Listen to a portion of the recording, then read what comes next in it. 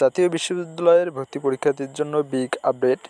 পরীক্ষার কেন্দ্র প্রকাশিত হওয়ার পর থেকে সবার মনে একটি কৌতূহল জেগেছে যে আমাদের সবাইকে একটি কেন্দ্রে পরীক্ষা দিতে হবে। তাহলে আমাদের পছন্দ মতো কলেজ না আসে তখন আমরা কি করব, আমাদের কি কোনো অপশন দেবে কি না, এই বিষয়টা আপনাদের সামনে এখন ক্লিয়ার করে দেব আমি। ধরেন আপনি এখানে দেখতে পাচ্ছেন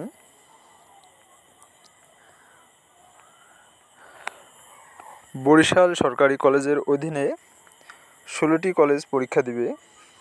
এখান থেকে যদি আপনার প্রথম তালিকায় প্রথম পছন্দ থাকে বরিশাল সরকারি কলেজ, অতঃপর আপনার যদি বরিশাল সরকারি কলেজ না আসে তখন আপনার রেজাল্টের ভিত্তিতে আপনাকে এই যে 16টি কলেজ আছে এখান থেকে 4টা কি 5টা কলেজে আবার নতুন করে অ্যাপ্লাই করার সুযোগ দেওয়া হবে।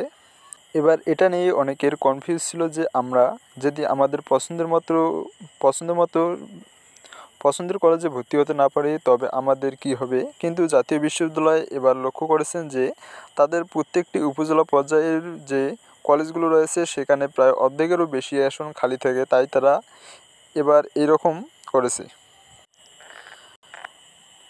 দেখতে পাচ্ছেন আপনি যদি পটুয়াখালী মহিলা কলেজে আবেদন করে থাকেন এবং পটুয়াখালী মহিলা কলেজে আপনার সিট না আসে তখন আপনি এই যে তার পরবর্তী যে কলেজগুলো আছে সেখানে ধাপ অনুসারে আপনাকে 3 থেকে 4টে কলেজে আবেদন করতে দেওয়া হবে আপনার পরীক্ষার রেজাল্টের ভিত্তিতে।